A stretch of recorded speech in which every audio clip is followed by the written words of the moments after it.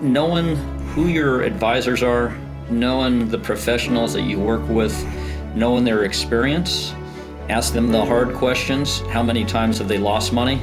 How did they lose money? What investments did they take upon that perhaps they, in hindsight, wish they would have thought through a little bit better?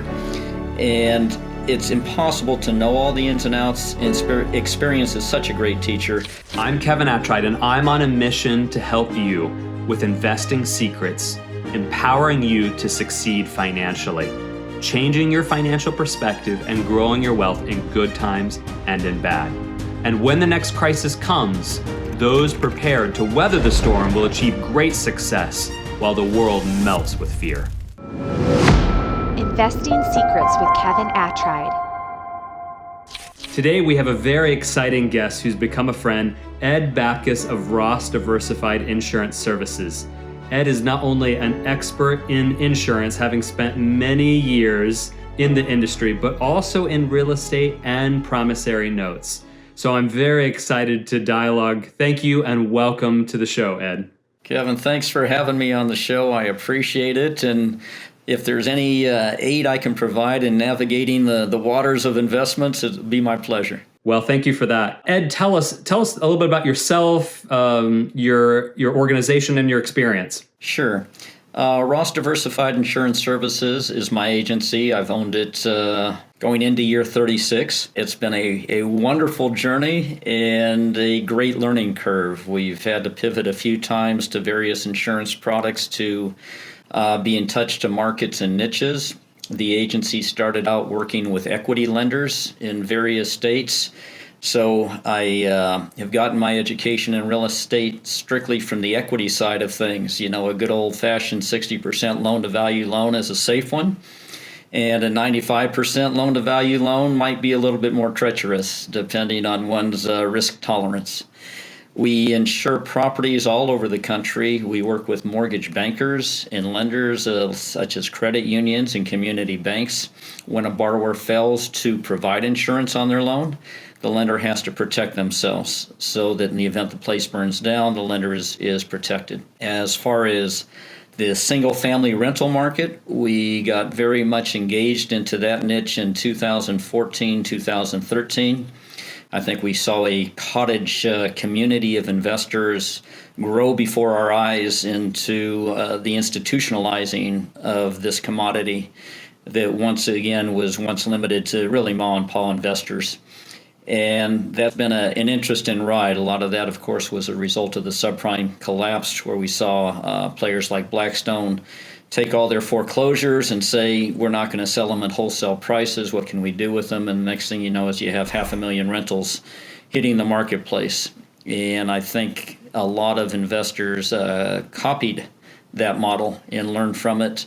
And in the meantime, it opened up a peripheral to investors to say, hey, this might be better than a mutual fund. 36 years later, here I am navigating real estate insurance questions and insurance dilemmas that present themselves, and aiding investors in seeking out those solutions that best fit their portfolio. Today's episode has been made possible by our presenting sponsors, Wellings Capital, build wealth by investing in diversified, recession-resistant commercial real estate. Smeed CPA, the next frontier CPA firm for strategic investors. And Living Wealth, bank on yourself with private family financing. Ed, thank you. That's really helpful, and just appreciate your years of experience. And based on your years of experience, I want to dive in, get practical for us. What tips, what secrets do you have for investors investing in today's landscape? I don't think that question's broad enough, Kevin. I think we need something with a greater peripheral than that. I appreciate the confidence of wisdom you have in whatever information I may deliver here on that scale. I would start out by saying, know what you're investing in. We see a lot of, just got to be blunt, we see a lot of knee-jerking investing from investors who just go to a seminar and think they know it all, and don't do the due diligence or the deep dive that I think is necessary. And as much as we appreciate the business we get from those investors, we do try to aid them with insurance information. We try to sometimes go beyond our initial periphery of insurance and dive deeper. For example, I own rental property, and for me, it's more about the property manager than it is about the house. And unfortunately, we gain periphery from experience. I happen to have a degree in finance from USC that I'm very proud of. Don't mean to alienate any Buckeyes or any Bruins out there, but at the same time, they did teach me a few things. But all that said, when you lose money is when you get your biggest education. And I would be naive to say I never lost a dollar. I wouldn't be looking at anybody straight in the eye truthfully. When we lose money, we get educated in a hurry. What mistakes did we make? Why did we make those mistakes? Why did it look so good and now is so bad? And how much of a bath am I going to take? How do I get out of this thing? So the biggest tip I can give to anyone entering in or already in the real estate arena is have a good idea of what you're doing, get information, but don't just ask the rosy questions. Ask why people lost money. How did they lose money? What was the biggest mistakes they made, not what their biggest victory was. Ed, that's really helpful. Keep going. Any other practical tips outside of insurance? I want to jump into that in a little bit. Outside of insurance, again, real estate is broad, right? Just like insurance. When people ask me, Ed, this is great, you insure mortgages that don't have insurance on them, Ed, you insure rental property, Ed, you insure foreclosures. Can you handle my auto? Can you handle my homeowners? I need some life insurance. Geez, we own a liquor store. Can we get some of that too? And the response I give, and I hope a lot of agents give the response, is insurance is like a Costco, if you will. There are so many different aisles and so many different shelves. To pretend to be good on every single aisle and every shelf is an amazing undertaking, and I applaud any competitors that are capable of doing that. For us at Ross, we know our aisle, we know our shelf, we know our position on that shelf, and we know it inside out, and we know it very well. We read policies, we read exclusions, we read loss settlement clauses.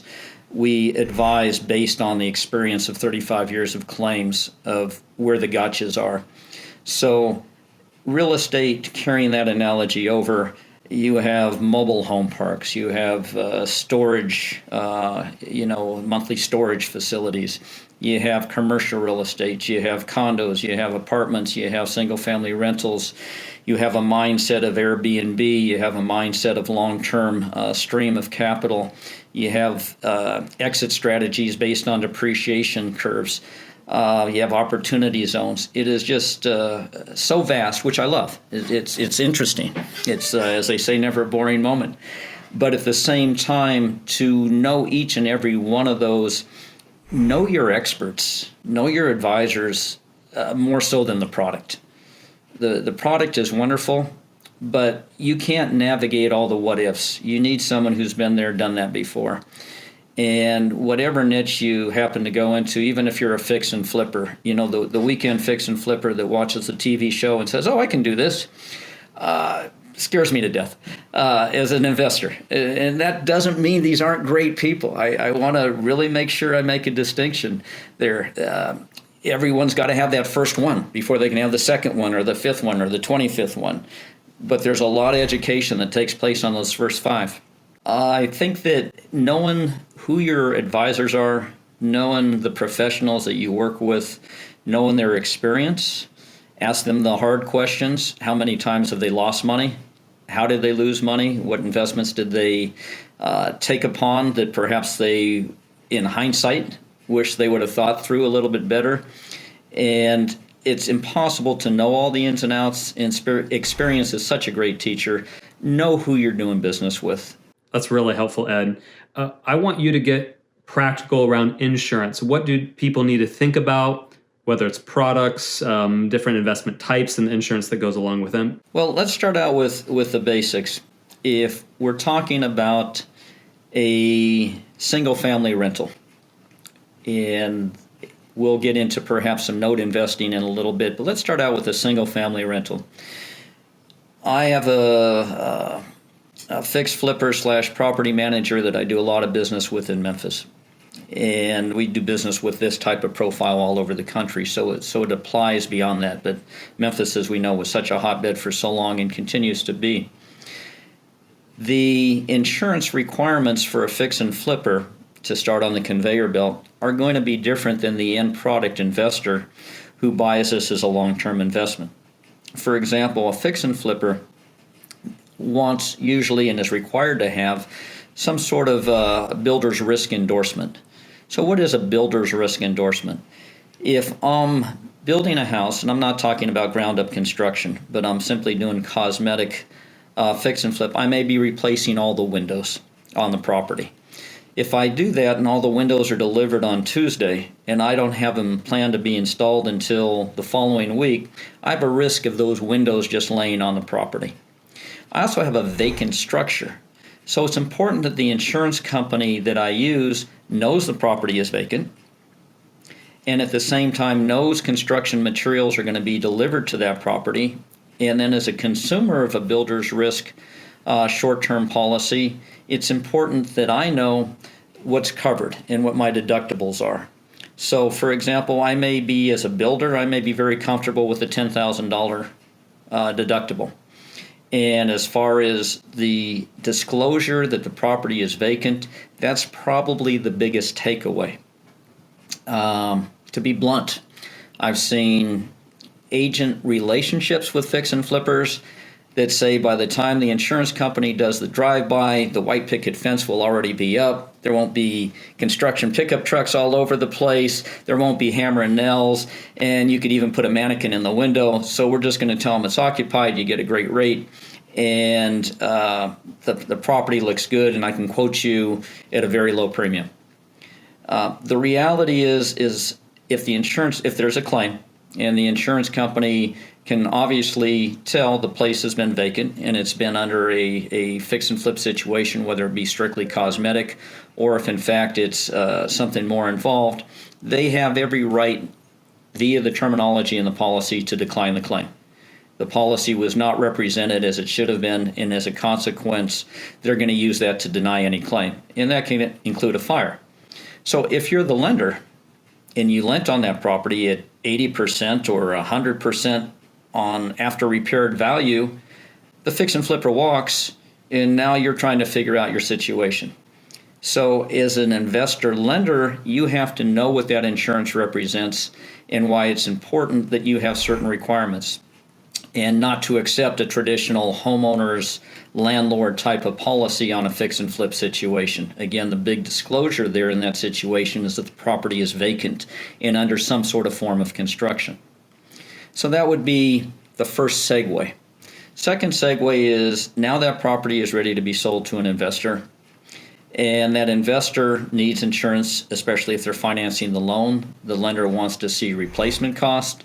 The lender wants to see 6 or 12 months loss of rents, also known as business interruption insurance. The lender wants to see liability insurance, and we'll take a deeper dive into liability in just a moment, since investors who have wherewithal are normally the ones buying these properties, and as a consequence, they don't need all of their net worth taken away because of a bad situation that's not covered. Or I should say an unfortunate situation that's not covered. So now the property is ready for an investor to buy and a renter to move into.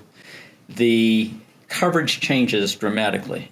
It's now what we call a landlord insurance policy. The forms sometimes used in the insurance world are a DP3. There's also commercial forms. That's just the brand the insurance carrier uses to identify the coverages that are going to be contained in that policy.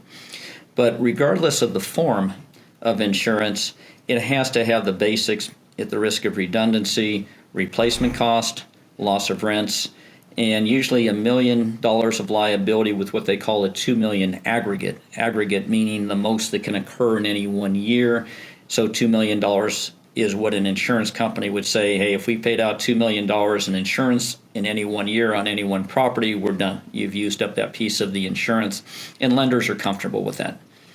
So on the replacement cost, I'm going to go slow right now because contentious is the wrong word. This is a very sensitive issue right now in this industry. Why is replacement cost important? Let me dive into what that means. Insurance, big puzzle piece. You have actual cash value and you have replacement cost. Actual cash value is cheaper for a reason because it contains a deductible component of depreciation. So major difference, replacement cost means there is no deduction for depreciation. So now when I give Kevin that check, he smiles at me and he says, Ed, thank you for not even suggesting an actual cash value policy. I appreciate that, and I'm very happy with my claim proceeds, even though my premium, the return on my property, may be a few decimal points less than I was planning on. Ed, will you dive a little bit deeper into liability coverage? Know your liability coverage. If I own a rental property, which I do, and I own more than one, my biggest risk factor is, and again, remember I come from a California mindset, even though my home is in Arizona, is there are a lot of sue-friendly, litigation-friendly towards the tenant states.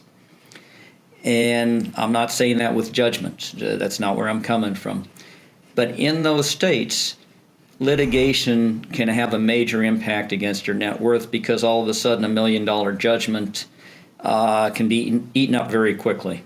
A neighbor comes over to play with the tenant's friend, and the neighbor's child is 8 years old and is riding a bicycle and hits a crack on the driveway, falls over, and unfortunately, let's say, has a major concussion that leaves them in a state of mind that they will never be able to get back to their original being. In that context, there is a good likelihood that family is going to come after you for everything you have. So you want to be able to protect yourself from that situation from occurring. I'm not recommending blankets. I'm not recommending increasing your coverage. I'm not recommending anything. I'm just trying to create awareness that when you own rental property, your business bigger risk than a particular house burning down can be the liability component. So know your comfort level on what makes sense to you. Know the state that you're buying your properties in. Are they tenant friendly in those situations? Are they landlord friendly? And make your decisions accordingly. And again, I'm just saying that to create awareness. I'm not saying knee-jerk go out and buy a $10 million blanket policy. I'm not trying to upsell anybody. I'm just simply trying to say be aware of that risk. And that's why you have attorneys that say own this property in an LLC and own every property or own 3 properties or for every 5 properties have an LLC. Whatever the philosophy is, be aware of that liability insurance component. Knowing that we're not talking about personalized guidance, personalized advice, but we're talking education from an educational perspective.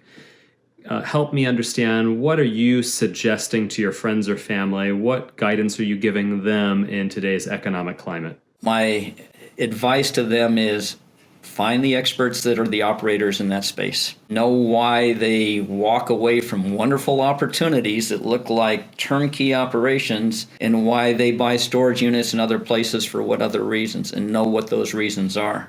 If it was so easy, the old adage, everybody would be doing it. That's the one piece of advice that I give, and that can apply to mobile home parks.